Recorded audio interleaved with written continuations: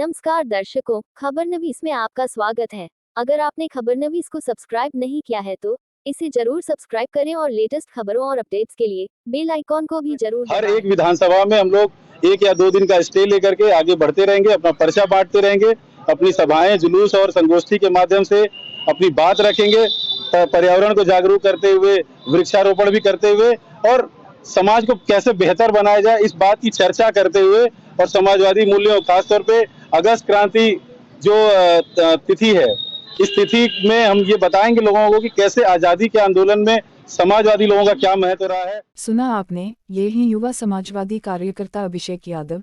ये आजकल गाजीपुर में आगामी 9 अगस्त से प्रस्तावित समाजवादी पदयात्रा के लिए लोगों से जनसंपर्क में हैं। आपको बता दें कि अखिलेश यादव से हाल ही में अलग हुए ओम प्रकाश राजभर के साथ विपक्षियों ने एयर कंडीशन कमरे में रहकर राजनीति करने का आरोप लगाया था, लेकिन अब समाजवादी पार्टी सड़क पर अभियान चलाती नजर आएगी। पार्टी के राष्ट्रीय अध्यक्ष अखिलेश यादव ने इसका पूरा प्लान तैयार किया है और इसकी शुरुआत 9 अगस्त को अगस्त क्रांति दिवस के मौके पर गाजीपुर से होगी, जिसकी जिम्मेदारी अभिषेक यादव को दी गई है। समाजवादी पार्टी द्वारा घोषित किए गए कार्यक्रम के अनुसार पार्टी 9 अगस्त से गाजीपुर से देश बचाओ देश बनाओ समाजवादी पदयात्रा निकालेगी। यात्रा का पहला चरण गाजीपुर, बलिया, मऊ, जौनपुर, भदोही होते हुए 27 अक्टूबर को वाराणसी में खत्म होगा, जिसकी बड़ी जिम्मेदारी अभिषेक यादव को दी गई है। आइए सुनते हैं अभिषेक की पत्रकारों से हुई बातचीत। महंगाई के खिलाफ, बेरोजगारी के खिलाफ जो 45 साल का रिकॉर्ड ध्वस्त कर चुकी है, इन सब चीजों के खिलाफ हम लोगों के बीच जाएंगे।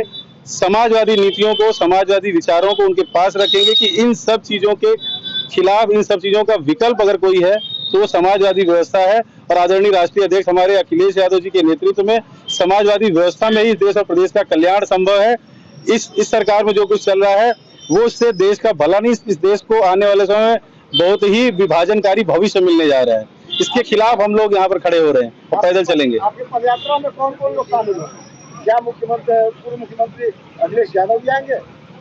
हम लोग की तो पार्टी की तरफ से ये हरी झंडी दिखाने के लिए आदरणीय पूर्व नेता प्रतिपक्ष आदरणीय राम गोविंद चौधरी जी और दारा सिंह चौहान जी का नाम पार्टी द्वारा प्रस्तावित किया गया। उनके हरी झंडी दिखाने के बाद हम लोग यहाँ से अपनी यात्रा लेकर के निकलेंगे, जगह जगह पर नुक्कड़ सभाएं करते हुए, चौपाल लगाते हुए, अपनी बात रखते हुए, संविधान की प्रस्तावना की प्रति लोगों को देते हुए और संविधान का महत्व समझाते हुए, लोकतंत्र का महत्व समझाते हुए और समाजवादी विचारधारा और समाजवादी कार्यों को अपने नेता आदरणीय अखिलेश यादव जी के संदेश को लोगों को बताते हुए धीरे धीरे आगे यहाँ से बढ़ेंगे। हर एक विधानसभा में हम लोग 1 या 2 दिन का स्टे लेकर के आगे बढ़ते रहेंगे, अपना पर्चा बांटते रहेंगे, अपनी सभाएं, जुलूस और संगोष्ठी के माध्यम से अपनी बात रखेंगे, पर्यावरण को जागरूक करते हुए, वृक्षारोपण भी करते हुए और समाज को कैसे बेहतर बनाया जाए इस बात की चर्चा करते हुए और समाजवादी मूल्यों, खासतौर पे अगस्त क्रांति जो तिथि है, इस तिथि में हम ये बताएंगे लोगों को कि कैसे आजादी के आंदोलन में समाजवादी लोगों का क्या महत्व रहा है। भारत छोड़ो आंदोलन जो हुआ था महात्मा गांधी जी के नेतृत्व में, उसमें समाजवादी लोगों की क्या भूमिका रही, कितनी महत्वपूर्ण भूमिका रही और कैसे देश को आजाद कराया गया है। उन आजादी के मूल्यों को हम लोग बरकरार रखने के लिए लोगों से आग्रह करेंगे कि रहें, वो इसमें भाग लें और इस यात्रा को सफल बनाएं। आपकी पदयात्रा कब से कब तक और क्या उसकी रूप रहेगी? अगस्त क्रांति दिवस 9 अगस्त से हम लोग की पदयात्रा शुरू होगी।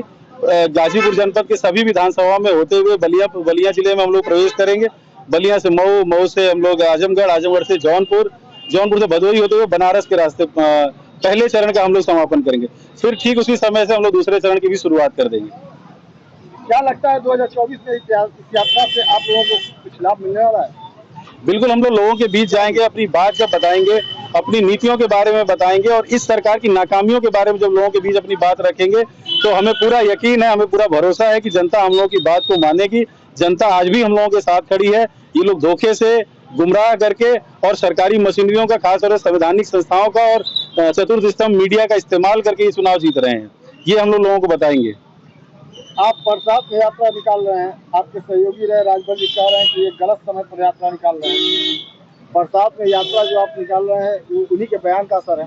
लोगों के अधिकारों की लड़ाई लड़ने के लिए कोई भी समय उचित है।